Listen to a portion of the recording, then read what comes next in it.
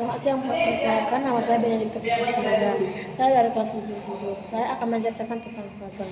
Fabel adalah salah satu jenis dongeng yang ditokohi oleh hewan yang menyerupai manusia. Fabel dibagi menjadi dua, yaitu fabel klasik dan fabel modern. Fabel klasik merupakan cerita yang telah ada sejak zaman dahulu, tetapi tidak diketahui persis waktu kemunculannya yang diwariskan secara turun-temurun lewat sarana lisan. Ciri-ciri fabel klasik: yang pertama, cerita sangat pendek; yang kedua, tema sederhana; yang ketiga, kental dengan petua atau moral; yang keempat, sifat hewani masih melekat; yang B.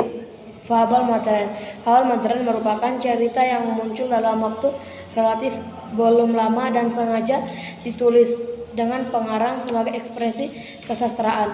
Ciri-ciri fabel modern yaitu tema bisa pendek atau panjang, tema lebih rumit, kadang-kadang berupa epik atau saga.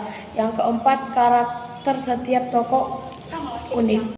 Ciri-ciri fabel: yang pertama, tokoh utama binatang; yang kedua, alur cerita sederhana; yang ketiga, cerita singkat dan bergerak cepat; yang keempat, unsur intrinsik fabel. Tema merupakan roh cerita atau ide pokok sebuah cerita. B. Alur atau plot. Alur adalah serangkaian peristiwa yang mempunyai hubungan sebab akibat.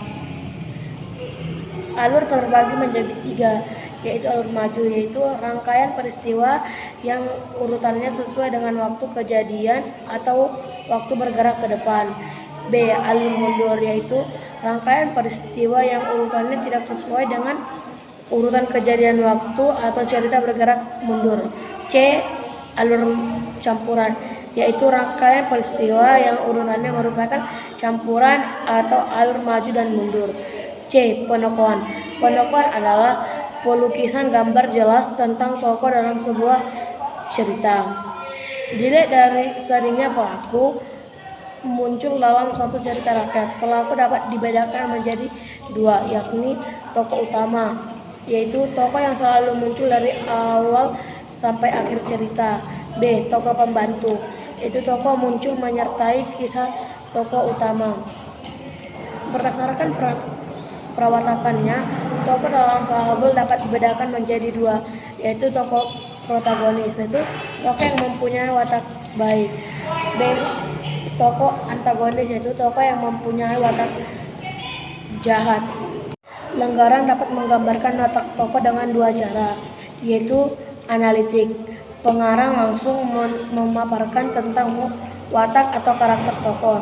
B. Dramatik. Penggambaran perawatakan tidak diceritakan langsung tetapi disampaikan. D. Sudut pandang. Sudut pandang merupakan salah satu unsur yang digolongkan sebagai sarana cerita atau cara atau pandangan yang digunakan pengarang sebagai sarana untuk menyajikan tokoh, tindakan, latar, dan berbagai peristiwa yang membentuk cerita. Pada cerita fabel biasanya menggunakan sudut pandang orang ketiga. E. Latar. Latar merupakan pijakan dalam teks cerita rakyat. Latar dapat dalam teks cerita rakyat berupa tempat, waktu, dan suasana. Latar tempat adalah latar yang berkaitan dengan tempat dalam cerita. 2. Latar waktu adalah latar yang menunjukkan waktu kejadian pada cerita fabel. 3. Latar suasana adalah latar yang berhubungan dengan suasana kejadian pada cerita fabel. Yang selanjutnya, amanat. Amanat adalah pesan yang ingin disampaikan pengarang kepada pembaca. Struktur fabel dibedakan menjadi 4, yaitu orientasi. Orientasi merupakan bagian awal dari teks fabel.